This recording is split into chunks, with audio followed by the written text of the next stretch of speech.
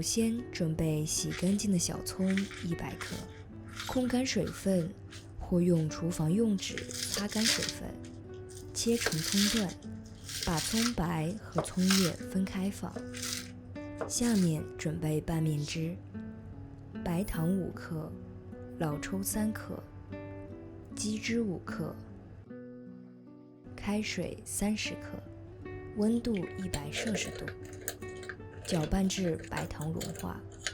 接下来炸葱油，倒入豆油100克，油温在120摄氏度时倒入葱白，中火炸大约2分钟。捞出葱白，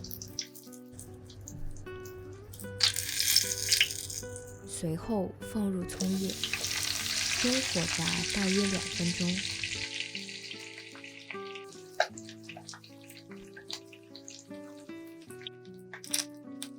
将葱叶捞出后，过滤油渣。过滤好的葱油可以冷藏储存10天左右。水开后下入面条，大火煮2分钟。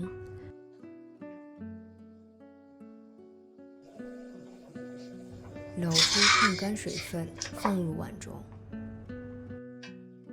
倒入我们之前调好的拌面汁25克，葱油15克，拌均匀即可。放上自己喜欢的蔬菜就可以开吃了。喜欢本期视频的朋友可以点赞、订阅、关注我们的频道。